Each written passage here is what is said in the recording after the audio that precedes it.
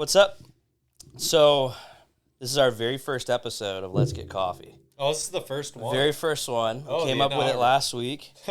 And Let's Get Coffee. It's here at CRES. Yeah. My name is Jeremy Vanderloop. I am the founder here at CRES. Matt is actually one of my founding members and one of my best friends, and we do business together. We do a lot of stuff together. So this is going to be a little bit more engaging to try not to already know what your answers are because we do a lot of life together. The idea for CRES and these things, these Let's Get Coffee, really came from, hey, how do we connect with our growing community, which now we're substantially grown since when you joined, and you've really been a part of this vision and seeing us do this really from like before there was an acquisition of the property. Before it was just, hey, I have this idea, right? And so this is a really cool first time Let's Get Coffee podcast, because it's you have like a whole backdrop of what this is that we've been trying to accomplish and have now started to accomplish. But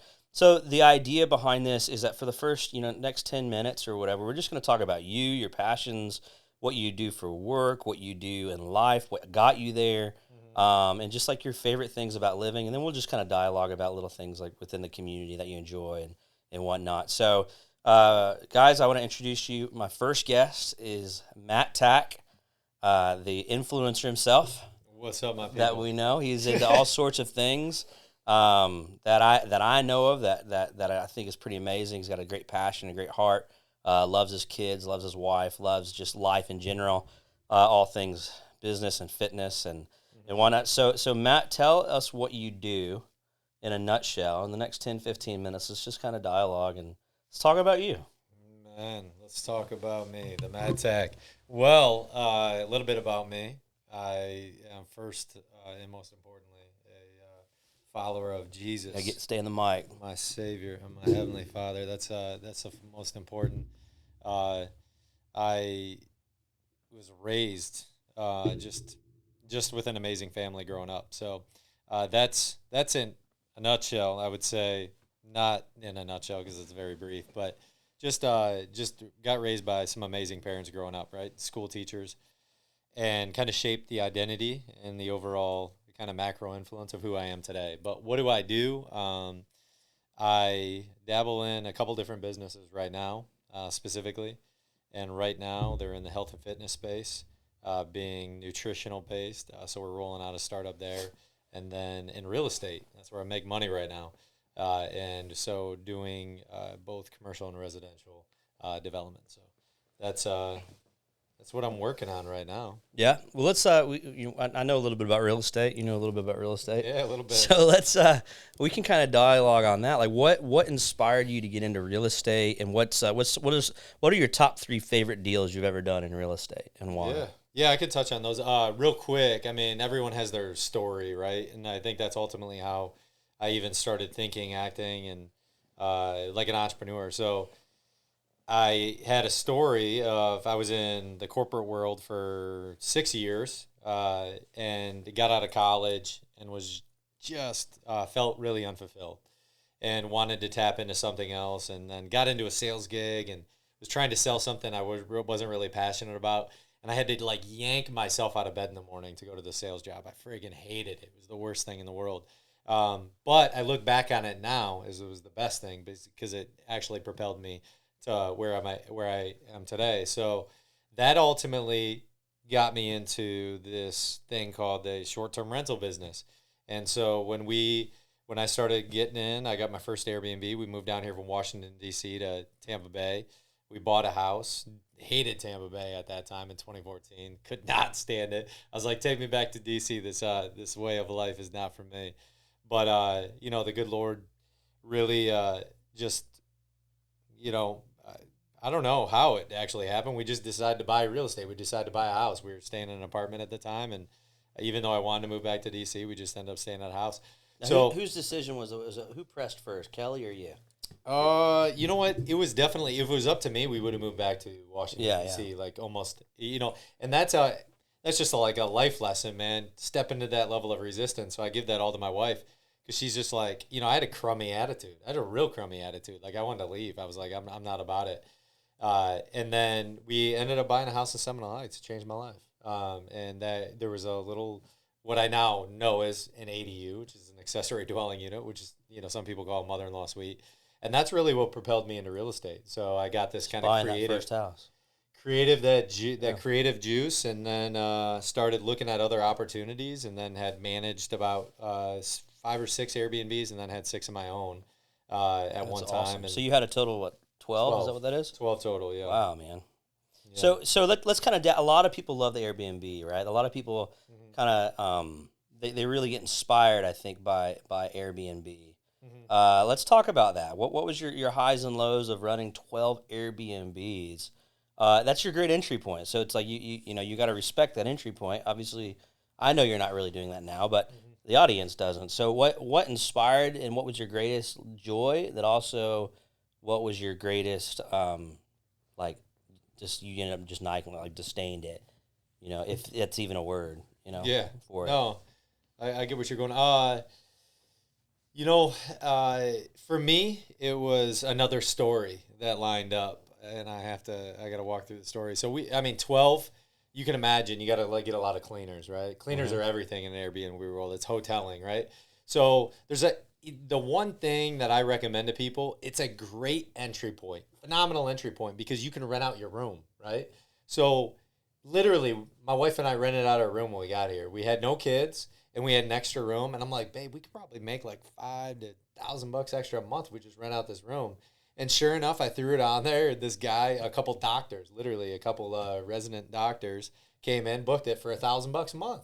And I'm like, no way, this is our room. Make an extra $1,000 a month. We can do whatever we want. We, go out to eat. I was like, $1,000 extra bucks a month, good money. In my early 20s. So that is a great entry point, and I recommend that for people. Now, this was the turning point. This was 100% the turning point. The first entry point was buy a house. Buy a house. Yeah, it's the first. Well, it's not necessarily. You don't need to, though. Because, let's say if you have an apartment that you're renting. That's true. A 2-bedroom or 3-bedroom apartment. And then you're like, hey, I'm going to hack the heck out of this. And, right. You know what I mean? That. I'm paying rent, but I'm renting out the other 2 rooms. You can do it any which way. I would say, though, that revenue, if you don't own a house and you're renting, that revenue should not go to, let's go out to eat. Put that towards a fund to buy your first house. Oh, yeah. You know what I mean? I'm saying, hands down. I was not thinking, that was my first entry point to real estate. Yeah. And I was not even thinking that I would be a real estate investor. No, that's awesome. I was just saying, there's some pretty good advice there, though. Like, if you don't own the house, you can still do this and get into real estate. That's actually really good advice. We should start advising guys to do that. Yeah. That's one of the hardest hits of guys wanting to get into real estate. It's always like, how do I do this? How do I do it? And the first question is like, well, have you bought a house? Well, no, I never bought a house. And my response was always like, oh, well, you got to buy a house first. And you can understand. But you also, another way, bigger deals. This is, let me finish this. I'm sorry. Because this is a good. Bad host. Right this is kind of a good intro to like this where I had another turning point. Right? Yeah. So I hated my job, came over, got into the Airbnb world, scaled it up. Then this happened, right? You have a lot of cleaners coming in and out. It's hoteling at the end of the day. You have to keep things clean. And I remember one day wiping literally pee off of a toilet seat because my cleaner didn't show up that day, right? I had somebody checking out and checking in that same day. It was a 2,500 square foot home, pool, jacuzzi, everything needed to be clean, right? Because people expect, if you want to keep, it's all off of reviews. So if you want to keep a high review. It's really a service company, not a real estate company. You're in straight service. It's a hoteling. It's a hotel company, right? Yeah. So if you want to create that review base that propels, and you're working again, just like it's an AI, right? You're working against an algorithm. So at the end of the day, I'm sitting there and I'm cleaning this toilet. I'm like thinking to myself, I was like, there has got to be better ways to make money in real estate. Can you hear me?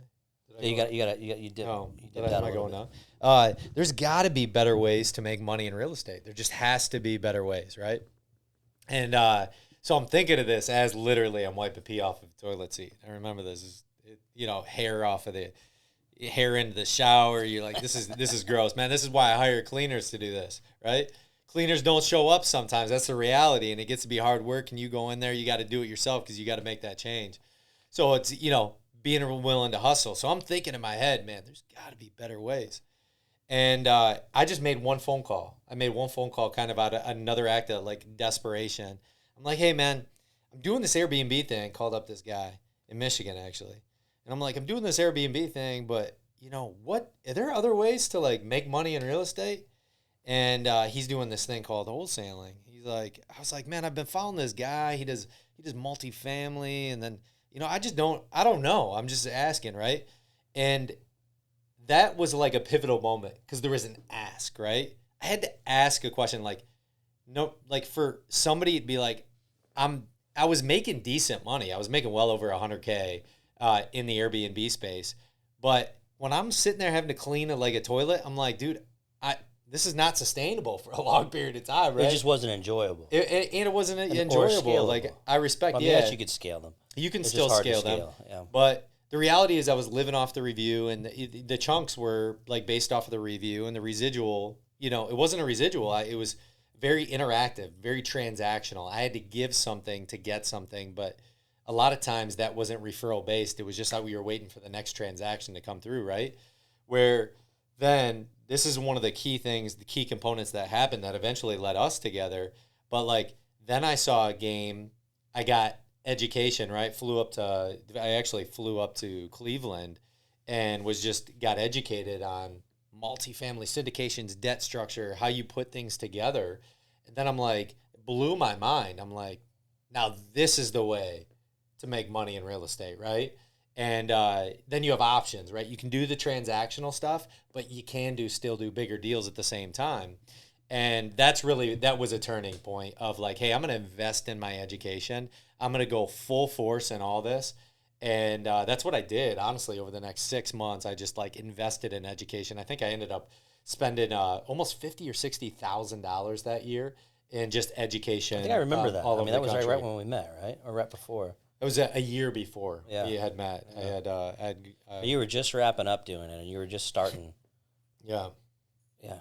Yeah. But that propelled, and now, have done been involved in a number of syndications, and now we have a development company where we're working on land entitlement deals, and across the board, it just kind of, you escalate your growth experience in that area. That real estate really never ends, and then your vision never ends, right? You can always scale to bigger things. I mean, we were talking literally about, doing 1 million square feet of development, right?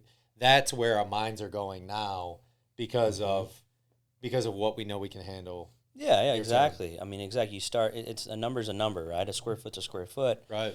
You land is land. It's finding the joy in the vehicle of what product you want in real estate. And I think one of the things I see with young guys trying to get into real estate is, and this is by no means a real estate podcast. We're going to be talking all sorts of different industries and stuff, but we're both in real estate, and we both have done well and have become, I don't even want to say wealthy, we've become comfortable with real estate. Yeah, I don't know about comfortable. Yeah, I don't think we're ever comfortable. Deals are always. Well, you have to embrace the uncomfortable. But I'm just saying, like you're not looking at your bank account every day. No. Right. So average Americans look at their bank account. Oh, actually, no. I look at my bank account every day. But I mean, at the end of the day, not from a place of like, about my bank account. How am I going to pay my bills? Those type of things. I mean, I look at my, I call it my flock analysis. Right. We're talking about financial literacy right now. I just segued in.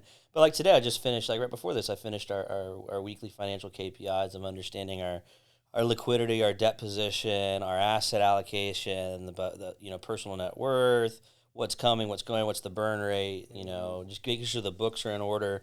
All that stuff never goes away. No. That's just a control that you have to build into your life in the sequence of your meeting. And I think that's what I love about learning how to be successful, whether it's real estate, whether it's anything, is that you have to be, one, a desired, first starts with the desire, but then second, it leads into a self-disciplined individual with self-disciplined thoughts and then self-disciplined actions. If you don't have that self-disciplined foundation or are working towards it, then it's like you begin to falter. You begin to like ignore your bank account, and what started me looking at my bank account more, not from how much money do I have, was I got to a point where it snuck up and was like, oh man, I don't know how much money I've spent this month. So like flip gears, right? When you go, oh, how much money can I spend this month? To crap, that that lifestyle inflation's a real thing. Let me draw. So that's probably like, that's a cool thing about this podcast that we're going to do is just going to flow like this because you're talking real estate, and then now that's like a foundational principle. Because it's like if you're starting, I'm a first generation wealth builder. You grew up middle class, right? And so it's one of those things where they don't teach that to you in school. Like, oh, you start doing really well in real estate when it's hot, when the market's hot. Like right now, it's November of 22, and we're looking at a pretty significant repositioning in the market. Yeah. That's a polite way to say it, right? In the next year, no one knows what's going on. Yeah. But no one teaches you your reserves, your capital reserves. And so many people, I think, idolize real estate. Like, they think it's just like you're all in, end all of just getting filthy rich. Yeah. And I don't think they realize that it takes that early stages of scrubbing a toilet and then learning how to ask the right questions and then creating self-disciplines with a self-disciplined thought and self-disciplined actions. Like, I hated reading. Now I read the first part of my day. I read for 30 minutes. I read a chapter a day. I know you have a very similar habit. Your habits are at a whole nother level than mine that I aspired to be at in your morning routines. But, it's like these kids, right? These people looking, not just kids. It's just like people that are in their, even, later on in life, 60s, 70s. I've talked to people in their 80s that have a dream to get into real estate, and I always try to translate that into That's actually a deeper a good question. point, though. Like, I mean, I never want to lose. I tend to do this sometimes, too. I'm like, man, that guy's crushing it, and he's like 6 years younger than me.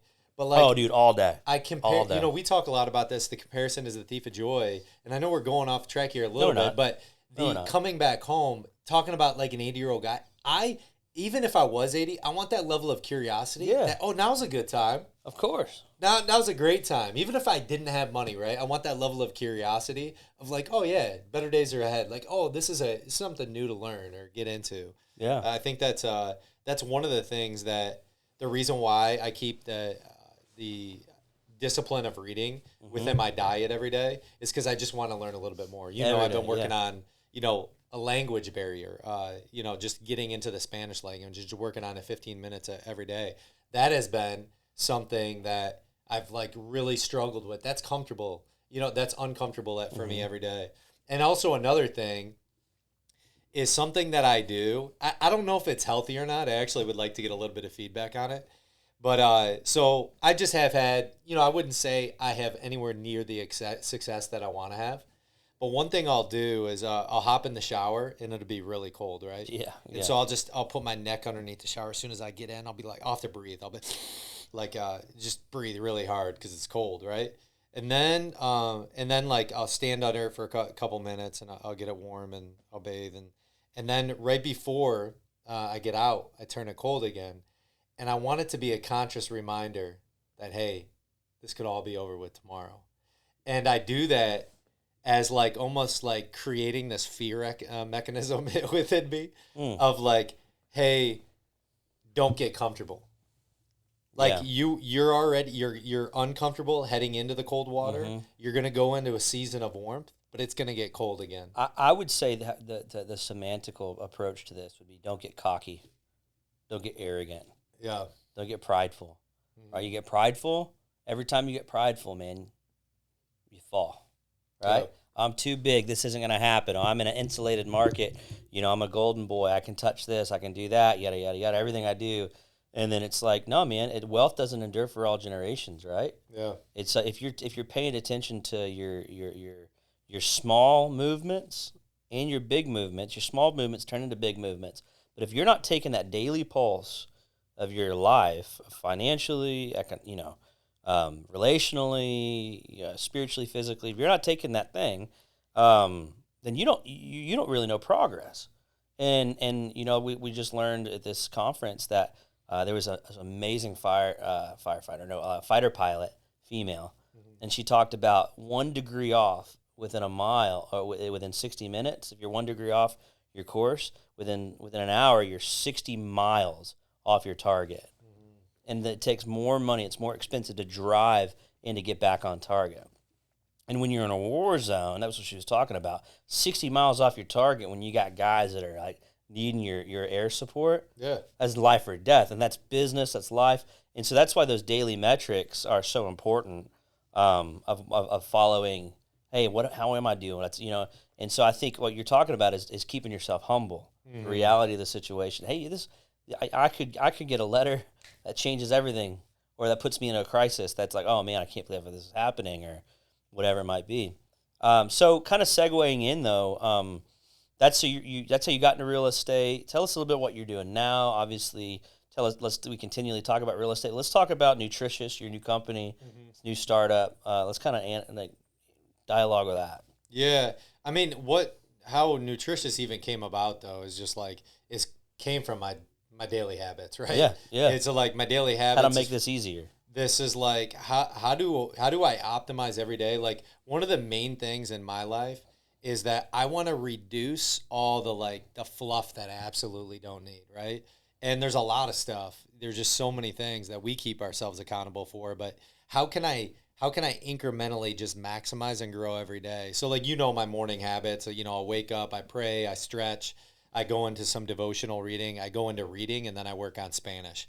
People think that's crazy because they're like, how do you do that in a given day? But I mean, if I get up at 4:30 to 4:45, dude, I even took a nap today because I woke up a little earlier today. I woke up at 4:15. So I got everything done by like 5:30. I took a nap.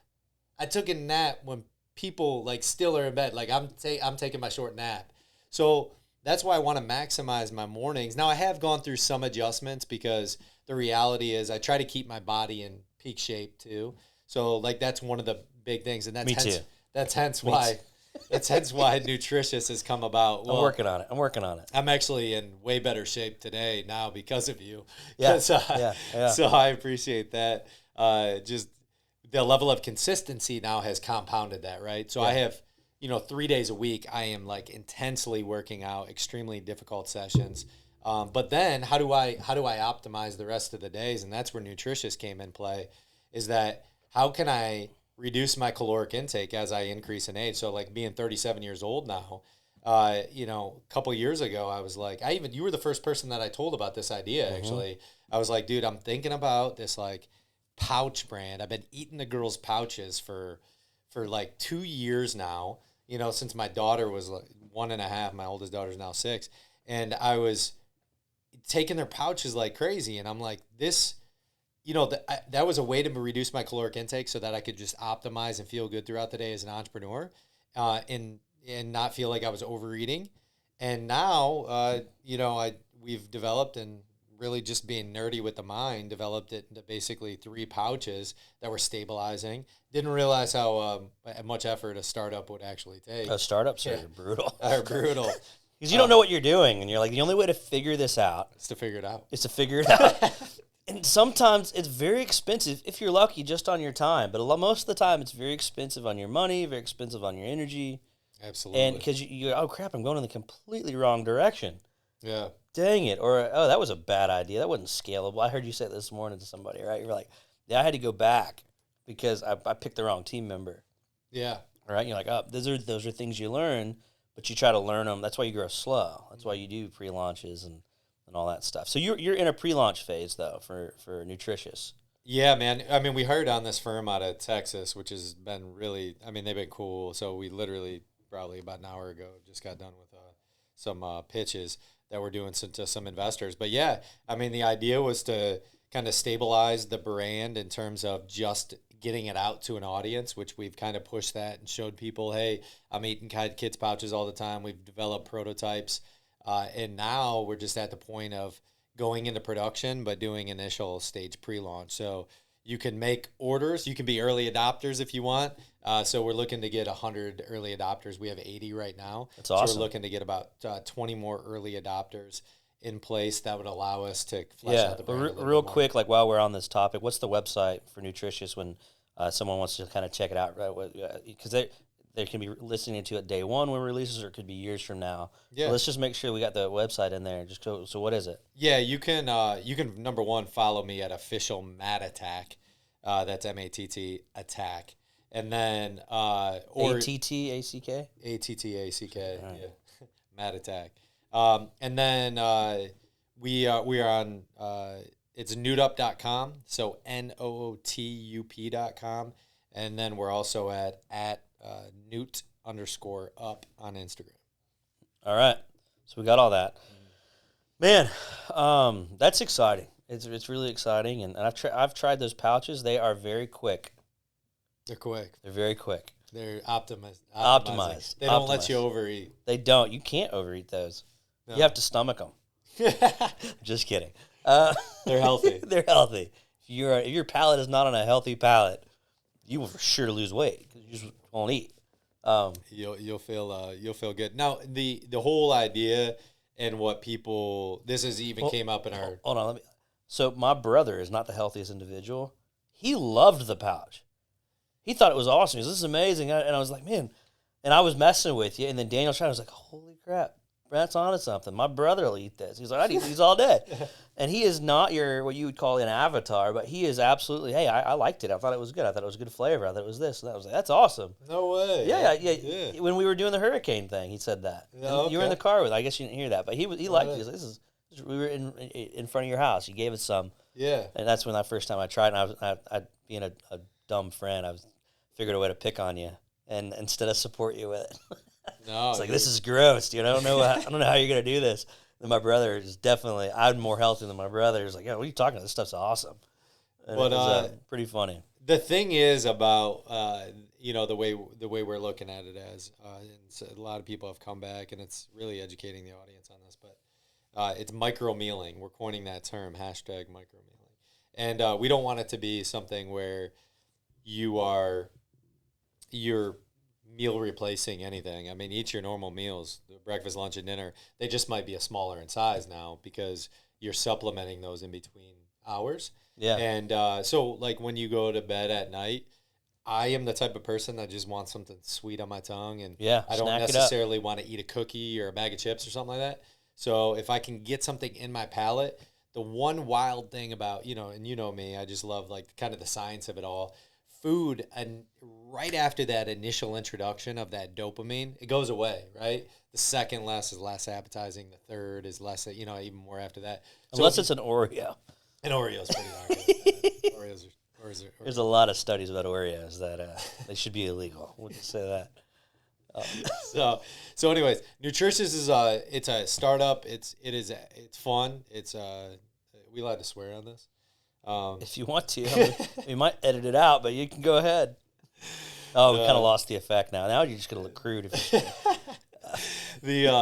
been hard. It's been really difficult in terms of just kind of growth and no, yeah. So we hey man, it's life of an entrepreneur. Different spaces, different capacity, but we're having fun at it and looking forward to continue. That's exciting. So Matt Tack, you are in real estate. You're a serial entrepreneur.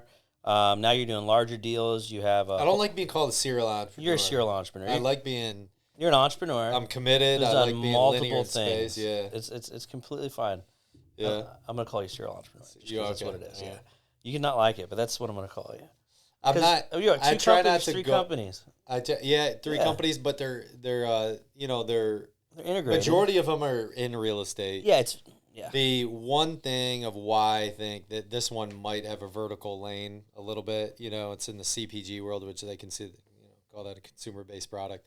But the one main thing is that we want to serve that entrepreneurship base, and a lot of them are going to be in real estate anyway.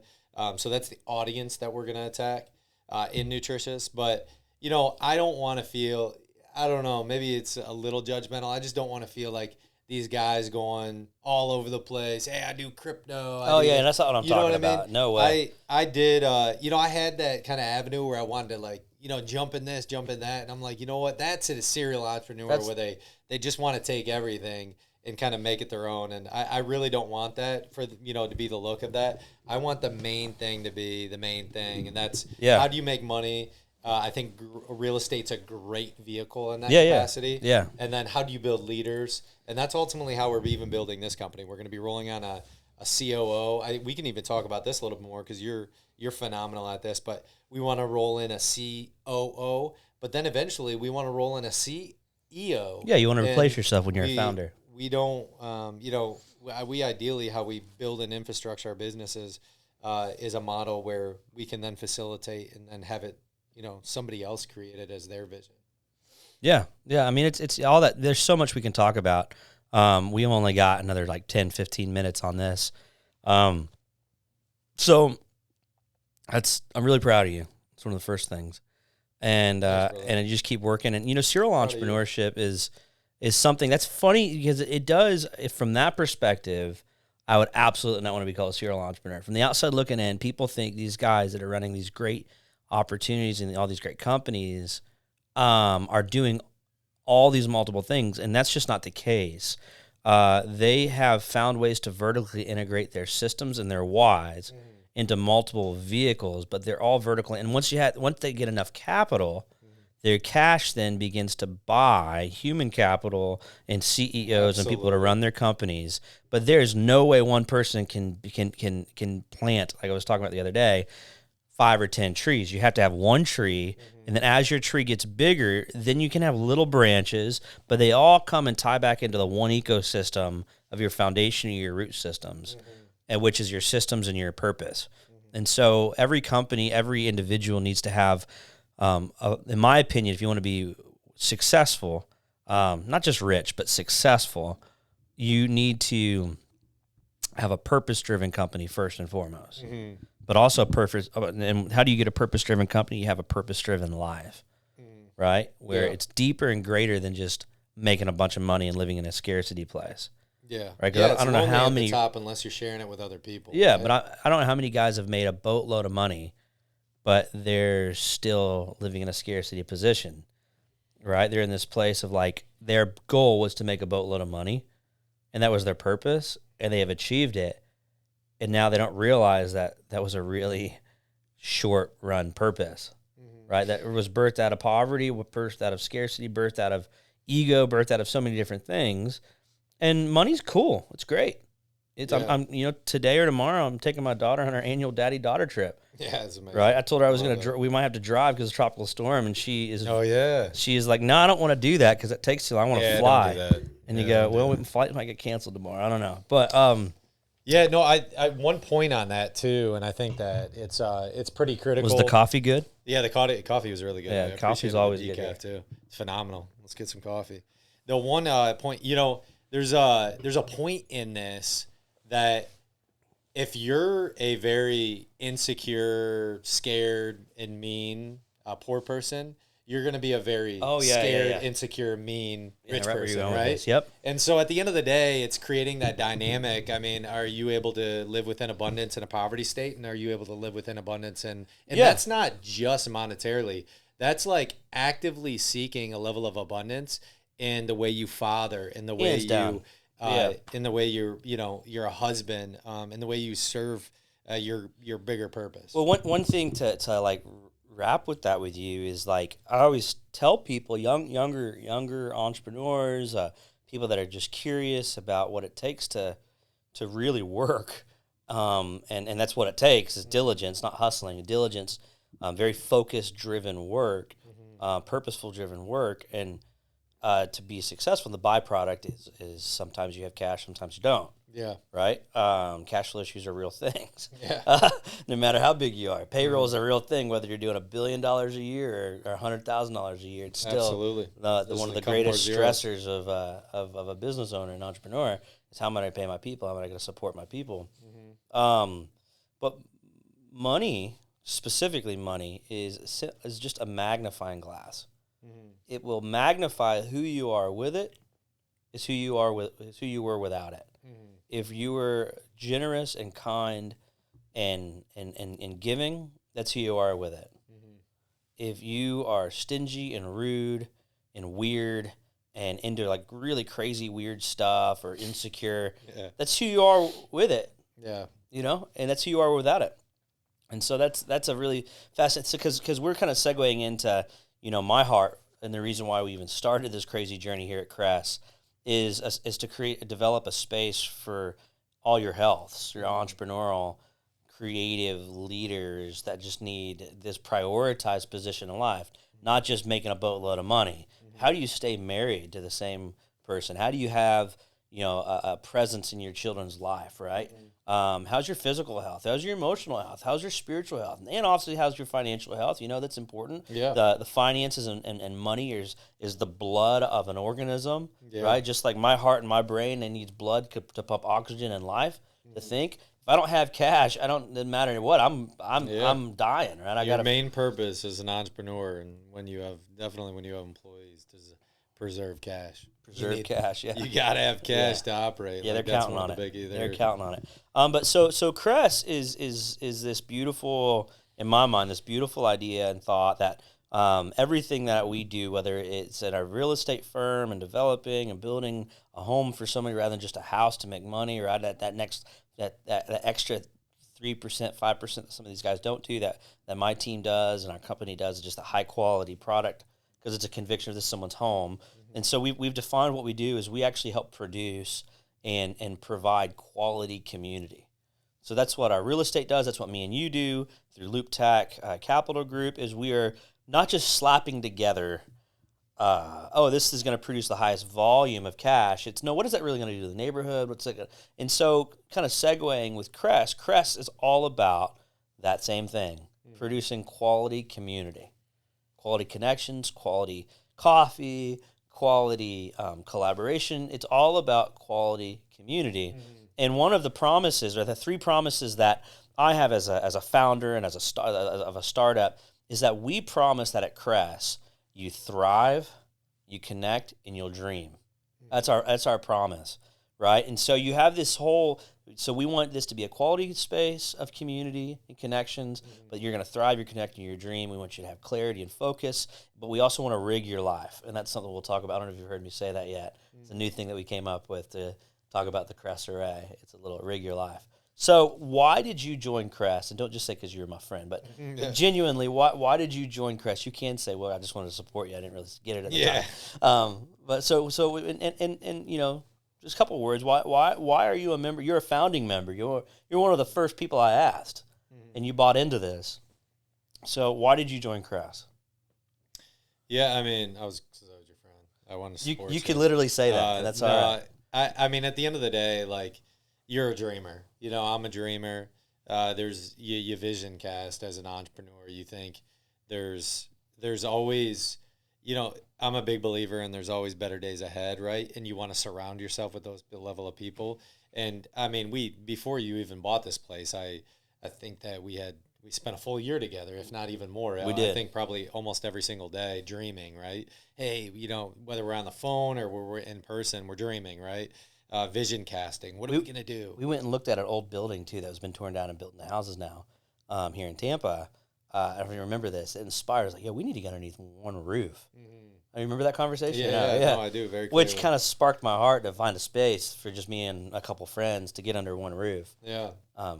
That's the main thing, though. I mean, when you can be around like-minded individuals, right, and what that propels, right? I don't want to settle for less than my best when I'm around other people that are pushing, right? And if I'm pushing the needle in my life, and then I look over and I'm like, man, I like that person, but, they're inching ahead, dude. I got to catch up, And it's not a game of comparison. It's like, we got to level up. Like, I'm not going to be, it creates that level of growth and hey, I want to push more. I want to drive forward even more, but then also a level of accountability too. Cause I think that's what we've had in our lives and definitely hanging out and then being under one roof here is that, we can call each other out when we need to be called out and, hey, how are you doing in this area? How are you doing in this area? Or how are you and your wife doing? Or how are you engaging with your kids? There's just a level of growth that you can have in all capacities because that's that stepping into abundance, right? Is again, I don't want to step in to a layer of abundance just in my business because if I look at it as just I'm going to step in my business and I'm going to give everything else, there comes with a level of sacrifice because there's no balance when you're an entrepreneur. But the reality is this, is I know that I can make billions of dollars pushing forward and then I'm 65 and I look back and look at my kids and I don't have relationships with them and Maybe I've gone through 2 wives. Not to say that's not the case. Like I still make billions of dollars, but I can also invest in my kids. Yeah, your kids could know you. You could read them bedtime stories and go on bike rides. Yeah, I Right? mean, one of the biggest things, honestly, it's friggin' changed my life. And you know how big a fan I am of Eddie Spaghetti. He's but one thing that he does is literally, and I've been doing this with my kids, and it's just like one of the most amazing tools is, and I said this I think in a CRES chat, but I've been taking every single one of my kids, and it's amazing just how silent they get. Like it's so peaceful, and I say, Emery, let me tell you about you. And then I'll just invest into her for, I don't know, 30 seconds to a minute, right? Of just telling her about how brave she is and just how amazing she is and how good a daughter she is and how good a leader she is in school. And that small investment in her, say, honestly, you could even tell them like flat out truth because she hasn't been good at school. You know, she hasn't been good. We're trying to get her through some shit right now. And the reality is that I'm still investing in her because that compounds, right? That level of, that mindset that I'm pushing in her. Man, my dad keeps telling me I'm an amazing leader. You know what? I'm gonna step up. I'm gonna start stepping up in my 4-year-old class, right? Or whatever it might be. And she might be, right now, she's the youngest one in her class, and she's being a real turd. She's the youngest one in her class. She's age appropriate, but we got to grow her up. But there's some hard decisions that come with that, exactly. Right? But just empowering them, and that's it. I want to make sure that I'm home enough, and that's a level of accountability that CRES has given, right? Is that I see Jeremy, I see the investment he brings in the kids in here. I got to get home to my kids or do something. I got to make sure I'm active. And, one of the checkpoints, too, that I have to come back home a lot to is, mindfulness versus being mindful. And I have to do that a lot because we're in a lot of deals. We have 5 deals going on right now. Yeah. And, I got a lawsuit yesterday. My first lawsuit ever. I get my lawsuit. Know what I mean? Second lawsuit. I was there for both of them. That first in one. 1 week. Yeah, in 1 week. 2 lawsuits. Oh, man. So, first real one, I would say. Yeah, we talked about that yesterday, right? But, There's you either win or you learn, right? You just learn. You learn. Because it's not even like your fault what you're being sued for. It's completely, I'm just going to like vouch for you on this podcast. Oh, what's he getting sued? We're not going to go into it. It's not your fault. But I love that you have the integrity to say, I have a way out of this. This is a wrongful lawsuit. At the end of the day, I'm gonna just call the guy. They're misinterpreting something you wrote out of honesty. Yeah. That was done, and now they're manipulating the truth. Yeah. To try to extort you out of cash. That's just, and I'll just leave it at that. Yeah. Yeah. I mean, we talked no detail, nothing, because it's a lawsuit. You don't have to say nothing. But that from the outside looking in, that's exactly what happened, knowing you and your integrity. But I love that you just called him. Say, hey, I'll help you. Yeah. I understand you're in a crisis, and that's what I love. And that's I think what God honors, right? And that's the culture we're trying to develop other entrepreneurs to have. Like, hey, you can, even when you're being wrongfully targeted and extorted, their relative truth, their subjective truth, that you're in the fault. But now you're like, hey, I'm sorry to rob your peace.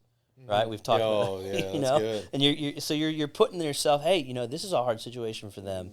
And it's life threatening to them economically, right? Oh yeah. It's massive, But and you're that's the makings of a real man and a real leader. And I implore you, and this is CRES basically. We're just encouraging when you see somebody getting wrongfully accused, but then at the same time that, hey, this isn't my fault, but you know what? As a leader, it's my responsibility. The point, I guess, really the overarching theme is, again, it's me being able to be vulnerable and call somebody in that moment, right? Yeah, that's what CRES gives. Is that, dude? I got this going on. So a lot of times entrepreneurs feel like they're in this dark space by themselves at home. I'm trying to figure it out because they don't have an office to go to with a bunch of people. So and they're they have a bunch of remote employees or whatever. Even if you're at the top, you're a CEO. Sometimes you need to get out and, hey, I need to be vulnerable with somebody else. I need to figure this out, or if I have a question. So that's what CRES gives. So another question. So that's why you joined. You joined because you wanted the community, the camaraderie, something we'd already been experiencing together for a year. And I'm a dreamer, not just a dreamer, but a doer. Yeah, And you're like, absolutely. you're all right, so we're gonna do this. I might as well do it with him. How big is that too? You know? Just like honestly, we don't do that many deals together. We do deals together, but we don't do. It's not like we're doing crazy Yeah. like deals together all the time. But that level of kind of hey, how am I pushing you? How Oh you yeah, pushing me? yeah, exactly. Is pretty key. So the next question I have, this is CRES. This is so I can get more information and become a better leader. What is something now that you've been a member at CRES, a founding member for?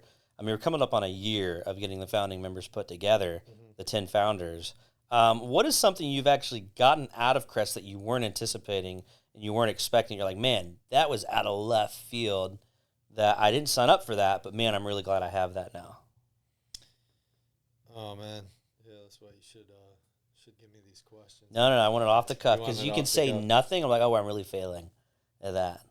No, I definitely wouldn't say that. I mean, I would say what I probably didn't anticipate is being able to like empower people, which is my why, right? Consistently on it like a daily basis. That then it's like reoccurring, right? It's not like this one off where I go to this networking event and I encourage somebody and then come back. It's you really, I believe in the Jim Quick model. If you learn it, you teach it, right? And my ability to do that and digest information actually rather quickly allows me to do that at CRES a little bit more routine. Like, hey, I learned this. I'm beginning to implement it, but now I can actually teach it to somebody else. You know what I mean? While I'm doing that. And that's a big way. I mean, it's scientifically proven that it like that in your cerebral cortex, you got your RES, and that RAS is really stamping things the more you talk about something. And there's there's that, the dreamer, the visual reality. When you articulate it, it makes you manifest things. And that's what CRES honestly helps is that you can create a level of socialization, but I also can go in my own space and do my own thing, which Focus, I do a lot. yeah, the isolation, yeah. But then I Needed also isolation.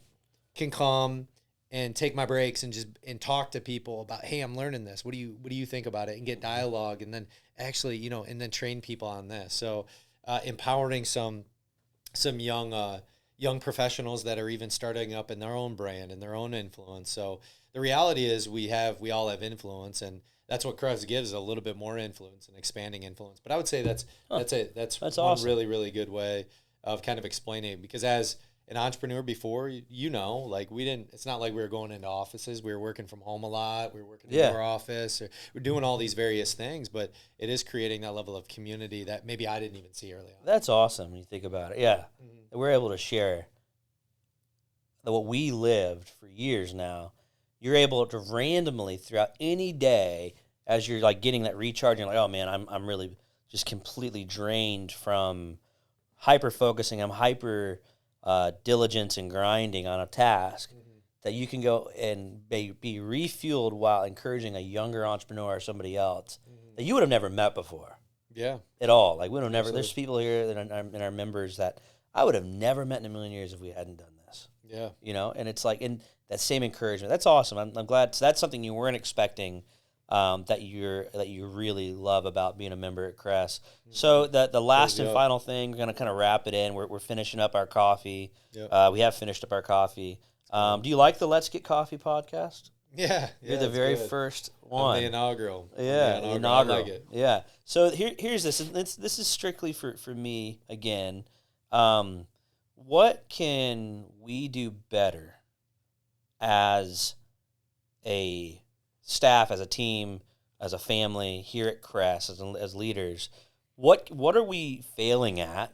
And maybe failure is the wrong. What are we missing? One to three things that we can hyper focus so that we can serve at a higher level and make a greater impact in our members and the surrounding community. Yeah, I mean, I guess, I love the way you put failure in there, because it's giving the perspective of you want to fail every day. We celebrate right? failure You every celebrate day. failure every day. That's all my team. Hey. So some might think, oh, well, that's that's not really a failure. It's another level of growth. But at the end of the day, we can interpret just failure as growth. Failure's awesome. I tell my kids, you win or you learn. The only way you fail is if you quit. That is. But I make mistakes all the time. So I want the brutal facts of what I can do better as the CEO, as a leader and founder, to empower my guys and my team and my community, right? Like my members. I appreciate you asking me this because I'm gonna say something. Please. And, it was just from experience the other day that maybe I don't even know if you want this to be live, but I appreciate you being vulnerable because I love this feedback. I said this to actually one of my resources the other day, but I think human capital is such an important thing, and you do just an incredible job at like facilitating just what at the end of the day, employees of in the space and the capacity. I would say one way is to create additional levels of expansion. Is to I know in particular Travis, man, that dude. Is talking about CRES even when he's not working, right? And he's bringing people in. And I would just honor that, a lot more when he's bringing people in for like meetings or other guys that are affiliate, like that are creating your brand and outside brand. And they're bringing guys in. And I would just, I don't know if you do this. I'm just saying. No, just like, if you don't know that I'm doing it, it means that I'm not doing it well enough. Okay. So I would honor that, really, really honor that and almost exploit that. Bro, thank you so much for doing that. Just really honoring that because I think that expands like even a level of they're going to then be your ambassadors outside of the four walls, right? So I think that one way that would be just cool, just expanding on that because I know that some of these guys are like you want to create them to be even more raving fans, right? I'm a raving fan. Like the whole point is to create more raving fans for CRES, so they bring more out of your team members, like guys that work here, not just members that are getting the benefit, but because that's I appreciate you saying because that is one of the greatest things on my heart is to.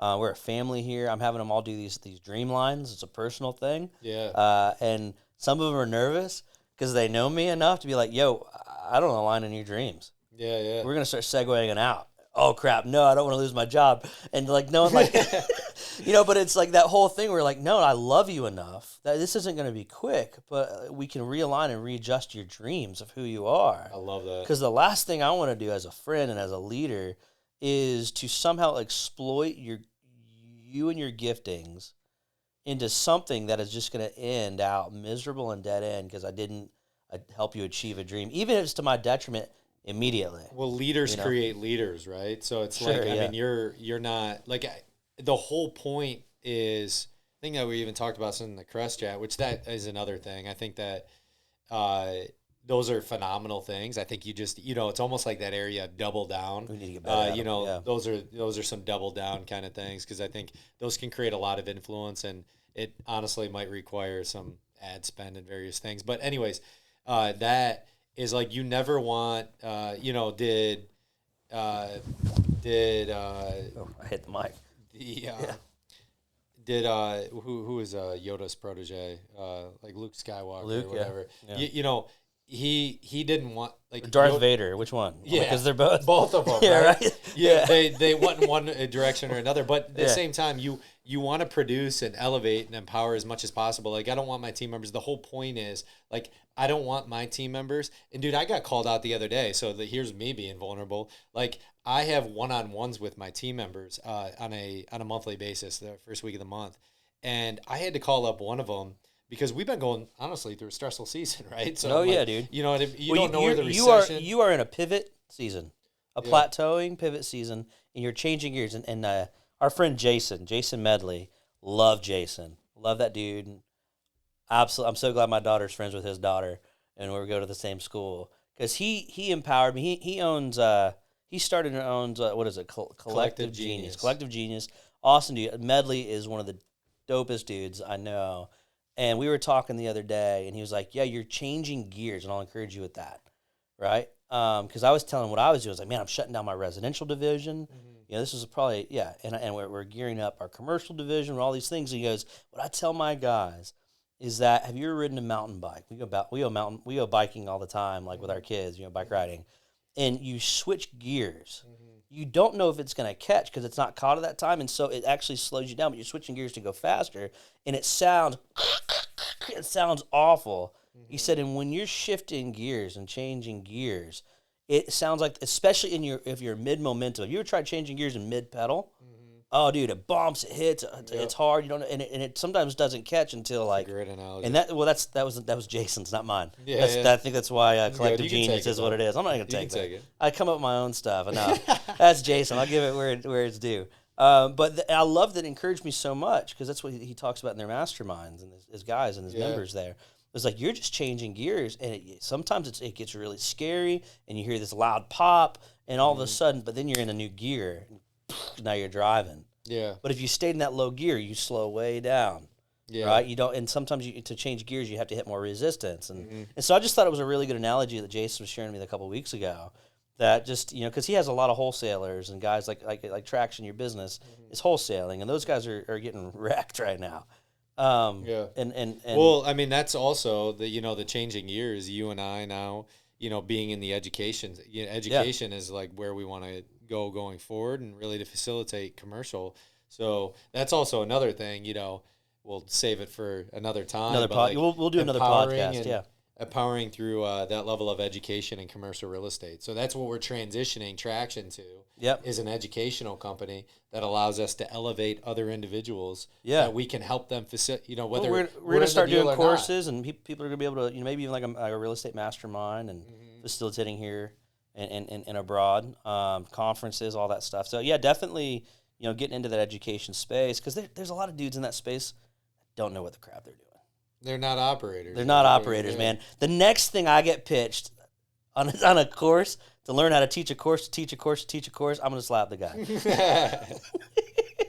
Because and that's the whole point of these things, doing these podcasts. Like, how do we get doers to actually teach, operators to teach? As operators are too busy operating half the time than to get a platform to do. That's why we created this cool podcast studio and everything here at CRES. It's free to all the members. You can work, and then you can shoot a podcast. Exactly, like what we were just doing. Like this was, hey, can you do a podcast this morning? Right? Yeah, I can do that. Noon. All right, perfect. So just to wrap this thing up, we're kind of wrapping up on our hour.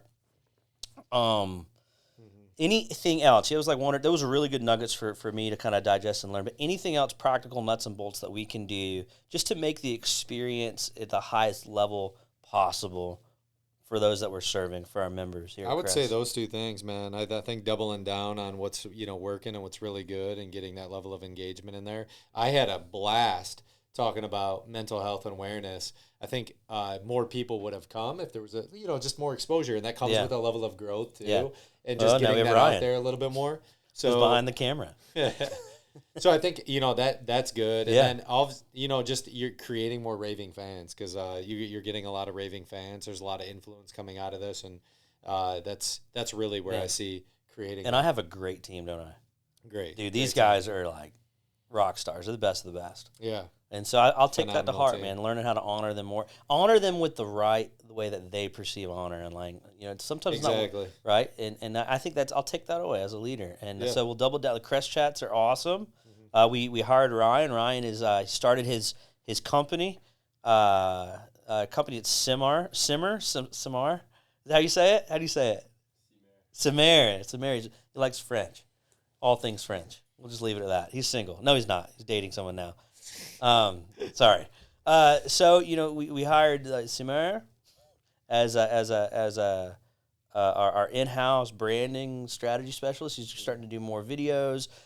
We've got Travis, who is helping us with community and coffee, but we helped him start through our community Intrepid Coffee Roasting, right? And my brother Daniel and Brian, those guys are just unbelievable executors when it comes to vision.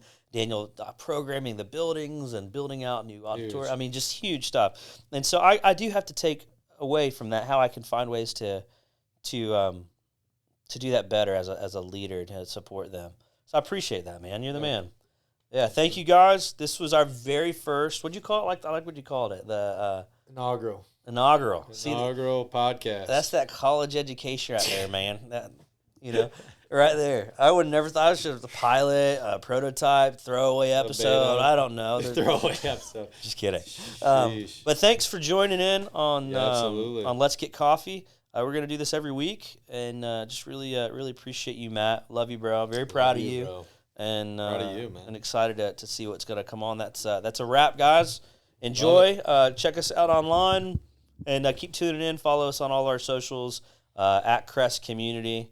And you'll see a bunch of cool stuff, reels and podcasts. And just if you haven't had a chance, stop by our flagship location here in Tampa, Florida. It's in the heart of the city, so just check us out online. Our website is crescommunity.com. See you guys.